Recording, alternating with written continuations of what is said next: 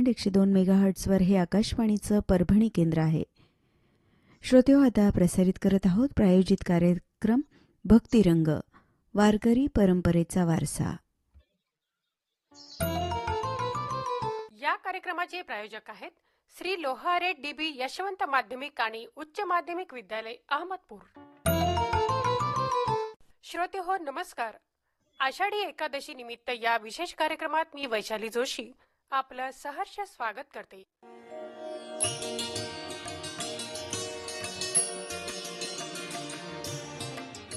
श्रोते हो, आज आपण श्री लोहारे डीबी यशवंत माध्यमिक आणि उच्च माध्यमिक विद्यालय, अहमदपूर येथील विद्यार्थ्यांनी सादर केलेला भक्तिरंग, वारकरी परंपरेचा वारसा हा विशेष कार्यक्रम ऐकूयात. यामध्ये सहभागी आहेत कला शिक्षक महादेव शरणप्पा खळुरे आणि विद्यार्थी आराध्या पाटील, सुरभी मुसळे, श्रेया चाटे, नंदिनी नागरगोजे, अक्षरा मठपती आणि ज्ञानेश्वरी सूर्यवंशी. चला तर मग श्रोते हो, ऐकूयात कार्यक्रम भक्तिरंग, वारकरी परंपरेचा वारसा. नमस्कार श्रोते हो, माझे नाव ज्ञानेश्वरी रमेश सूर्यवंशी. आज मी तुम्हाला संत तुकाराम महाराज यांच्याविषयी सांगणार आहे. नमो सद्गुरु तुका ज्ञान दीपा नमो. श्रोते हो, ज्या आवाजाने 450 वर्षापूर्वी भंडारा डोंगर दुमदुमला, ज्या अभंगाने दगडालाही पाजर फुटला, त्या जगद्गुरु संत तुकाराम महाराजांना मी साष्टांग दंडवत देते. तुकाराम महाराज म्हणजे कोण? ना ते राजा होते, ना कोणी पंडित. ते होते विठ्ठलाचे एक अनन्य भक्त, संत साहित्याचे शिखर, वारकरी संप्रदायाचे आधारस्तंभ आणि मराठी मनाचा ठाव घेणारे संत तुकाराम महाराज. 400 वर्षापूर्वीचा महाराष्ट्र बघा. एकीकडे दुष्काळ, अन्याय, धर्माच्या नावावर कर्मकांड, तर दुसरीकडे पुण्याजवळच एक छोटंसं गाव देहू. येथेच महाराजांचा जन्म झाला. हा सावकाराचा मुलगा शेतात बसून देवाशी बोलायचा. घरात सावकारीचा धंदा, पण मन मात्र विठ्ठलाच्या नामस्मरणात. हृदयात माणुसकी. 2 वेळा दुष्काळ पडला, सर्व संपत्ती गेली, बायको रखमाबाई आणि मुलगा गेला. अनेक संकटे आली, पण त्यांनी भक्तीचा मार्ग सोडला नाही. लोक म्हणायचे वेडा झाला, पण तुकोबा म्हणायचे हे संकटच मला देवाजवळ घेऊन जाणार आहे. भंडाऱ्याच्या डोंगरावर 13 दिवस उपाशी राहून त्यांनी विठ्ठलाची आराधना केली. तेथेच त्यांना अभंग स्फुरले. वेदांपेक्षा मोठा अभंग माझ्या तोंडी विठ्ठल, तू का म्हणे आता काही, उणे नाही काही. त्यांची दुसरी पत्नी जिजाबाई रोज त्यांना भाकरी घेऊन याच भंडाऱ्याच्या डोंगरावर जायची. तिच्या पायात काटा रुतलेला पाहून स्वतः भगवंत आले आणि काटा काढला. भक्तीच्या बळे देव धावला, भक्ती लागी अंगीकार केला. किती निस्सीम भक्ती तुकोबांची. संत तुकोबांचे सगळ्यात मोठे योगदान म्हणजे अभंग. संस्कृत नको, अवघड शब्द नको, शेतकरी कष्टकरी माणसाला कळेल अशी सोपी आणि थेट मनाला भिडणारी भाषा. नाही केले देवा आळस, तरी भेटसी कैसा, बोलावा विठ्ठल, पहावा विठ्ठल. त्यांनी 4,500 पेक्षाही जास्त अभंग लिहिले.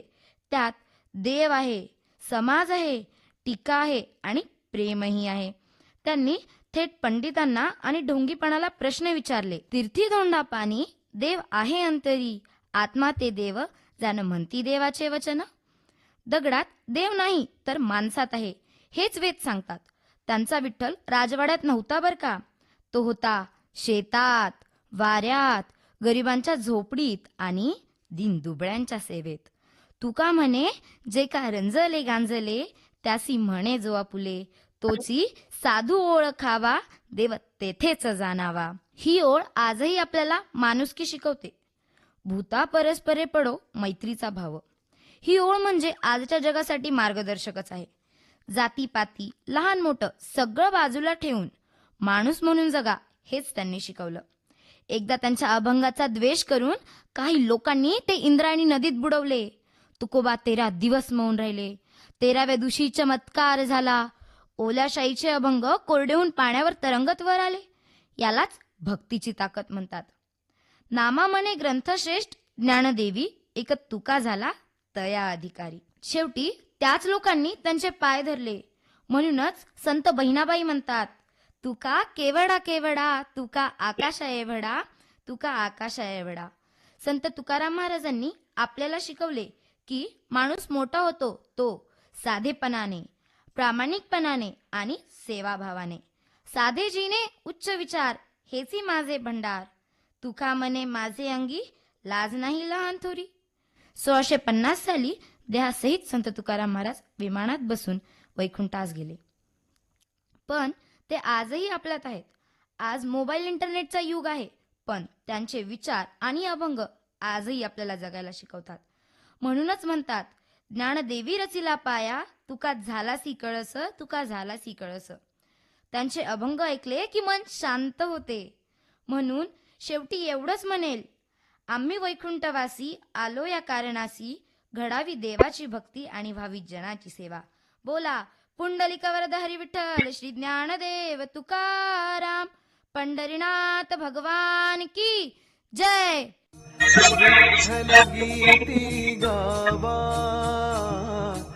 नमस्कार श्रोतेहो, आत्ताच आपण भक्ती वारकरी परंपरेचा वारसा हा कार्यक्रम श्री लोहारे डीबी यशवंत विद्यालय अहमदपूर येथील कला विभागाच्या वतीने हा कार्यक्रम या ठिकाणी सादर झाला.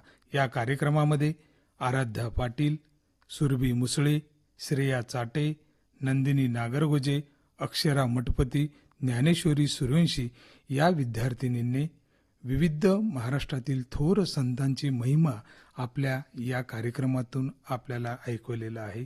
तर सर्वांना या आषाढी एकादशीच्या आमच्या विद्यालयाच्या वतीने खूप खूप शुभेच्छा. रामकृष्ण हरी.